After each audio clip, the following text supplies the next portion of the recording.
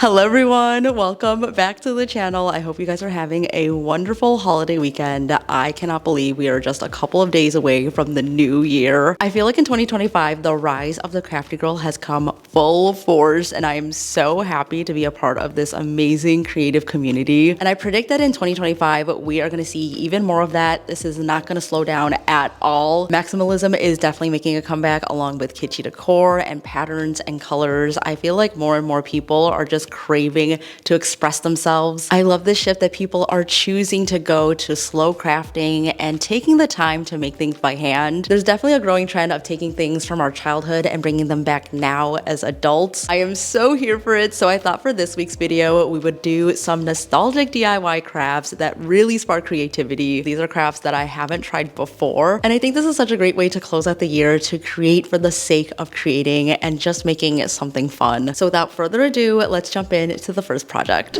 Guys, I have been waiting for the day to use these. So I found this at the thrift store for just $5. I've been holding on to these for, I kid you not, over a year and they are untouched. I have always wanted to try this out as a kid and I never did. So today we are going to fulfill that childhood dream and finally doing a perler bead project. I think these are also known as fuse beads and there are so many different things that you can make with them. Today I'm actually going to turn these into a coaster. I got my inspiration from these ones from West Elm, which are actually beaded, so this is going to be a little bit different. I just really love the color of them, and I'm going to start by making a template so that we can put it underneath and use that as our guide.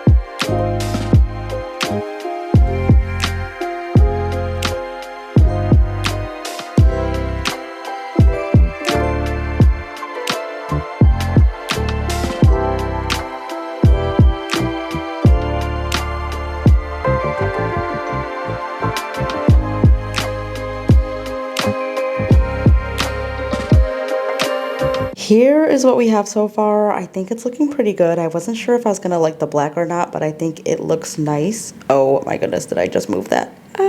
I have to say this is pretty tricky, so if you can use a pair of tweezers, please do so. Okay, so tell me why I only discovered after finishing this project that you can buy a little dispenser pen for the beads, and that makes filling this in so much easier and quicker. I am definitely getting one. It is already sitting in my cart, and I could make so many of these all the time because it would speed up the process if I had this. I will link that below for you guys. I've seen people make some really large pieces with perler beads, and I always wonder how long it takes, and more than likely they are probably using one of these pens. I'm just about ready to iron it. I'm doing the tape method, and this was so much fun to put all the little pegs in, but I must say I did underestimate this project a little bit. I didn't think it was going to be such a struggle to put all the little beads into place. So I don't even know how kids are doing this craft. Like, hello, this took so much patience. I'm a very clumsy person, so I was like holding my breath the whole time, hoping that I wouldn't knock anything over. So I can't even imagine a child doing this. Granted, they probably aren't doing something as detailed, but the package does say that this is for ages 6 and up, and I am definitely up. I barely even made a dent in this bucket, so this is gonna last me a very long time. And you know what's funny? When I was a kid, I had no idea how they were able to get the beads to stick together. I didn't realize so much later that you just iron it on and the beads basically fuse and melt together. So I'm really excited for this next step.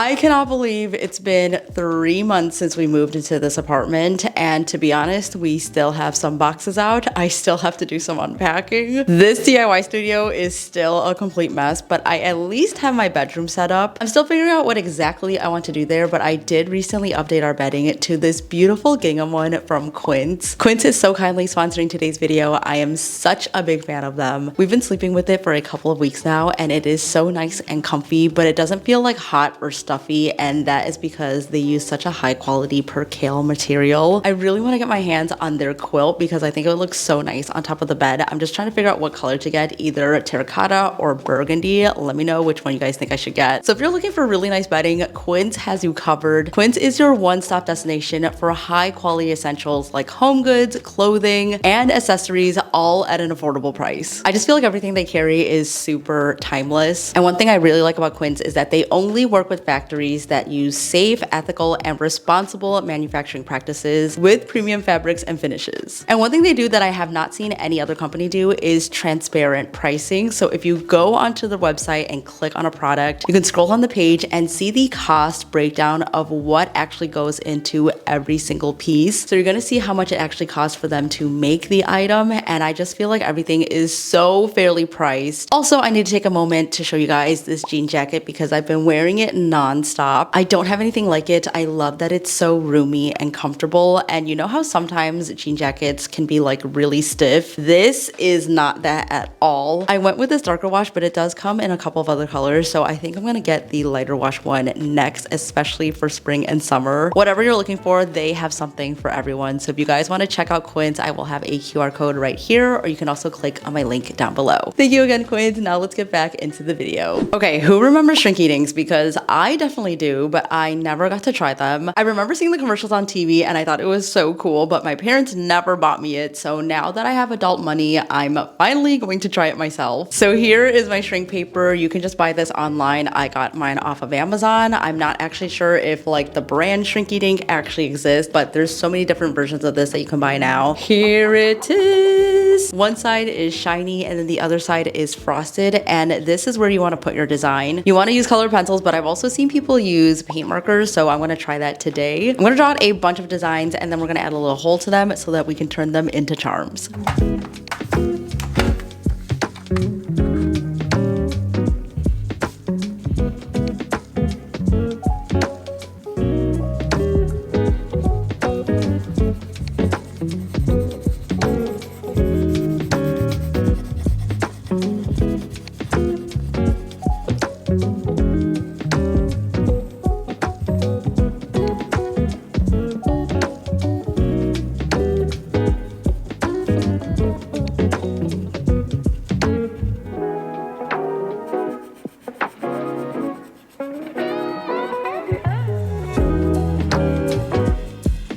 So what's great about this project is that you can totally just trace the design, so you can print something out, or you can use your laptop or your phone to just trace on top of it before you fill everything in. I mostly just freehanded everything, but for Miffy specifically, I did trace her out on my laptop just to make sure that the shape was right. And guys, this project is totally a blast from the past because it had me thinking about all those infomercials back from when I was a kid. Does anyone remember rainbow art with those really cool sponges? Or blow pens? Because I had a set of blow pens which literally were just markers that you use by blowing air through them. They were so much fun, but I'm not gonna lie, they did get gross after using them all the time. Plus, I don't think they lasted that long. And as an adult now, I'm not sure if I would use those again for an actual project, but after trying shrink paper, I think this is definitely something that people of all ages should try. You can get so creative with these. I'm thinking that I need to make some type of jewelry piece next, maybe like a charm necklace. And you guys already know I'm a sucker for anything mini, so to see my drawing shrink down to 20% of the original size is just so cool. Guys, I can't believe that I haven't tried this sooner because this is so much fun. Like, I can't believe this is my first time because even back in high school, Brian made me a Shrinky Dink. He apparently did it for like a class project. If I can find the picture of it, I will put it right here, but he basically made a little SpongeBob and I cherished that little Shrinky Dink. And funny story, I actually lost it because one year I went to California for winter break and then I came home and my whole entire room was rearranged. My parents decided it was a good idea to redo the whole entire room without telling me. Needless to say, I came home very upset because the Shrinky dink was missing, so I never found it again. But at least now I know how to recreate it because I have all the materials, and maybe after this I'll actually make Brian remake that piece for me.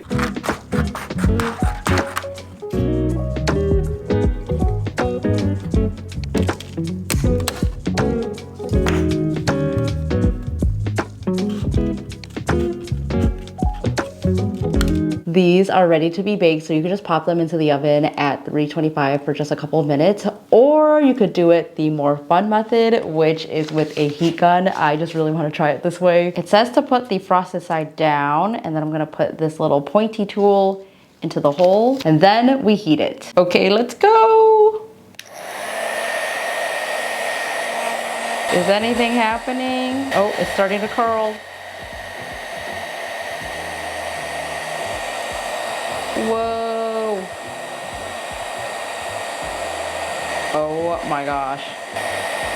Whoa. Okay, this is curling up a lot. I'm scared. Okay, I think this is as small as it's gonna go. Okay, let's flatten her. That worked so well. How cute. I fear I may be obsessed with this.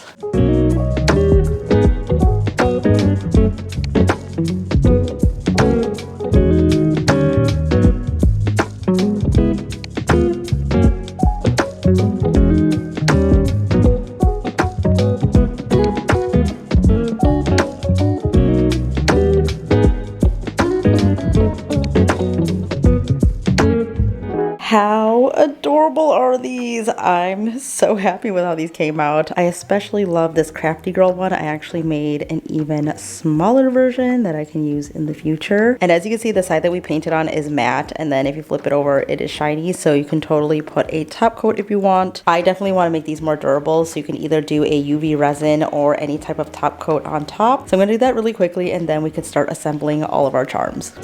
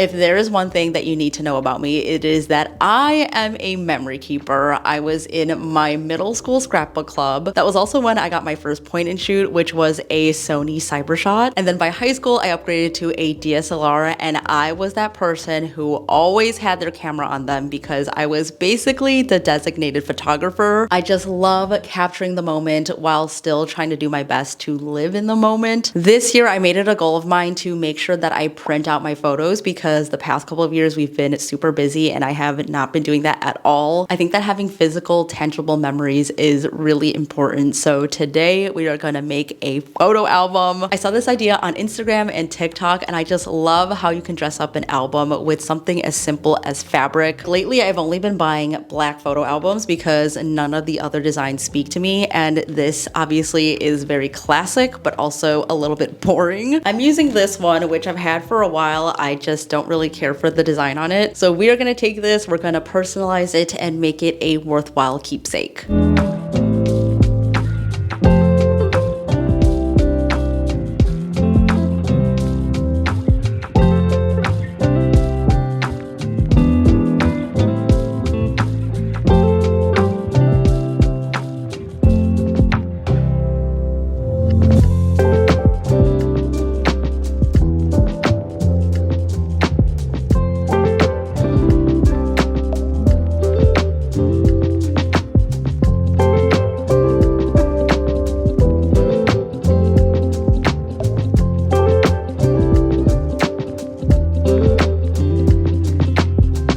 I'm pretty happy with how this is looking so far. It already looks so much cuter. And now we're gonna go ahead and add all the little embellishments before we finish off the inside here. I'm really excited for this next step because I feel like this just adds to like the vintagey look. So this is lace eyelet trim and we're gonna add it all along the border. I'm actually gonna start from this bottom part here and then go all the way around so that it looks very seamless.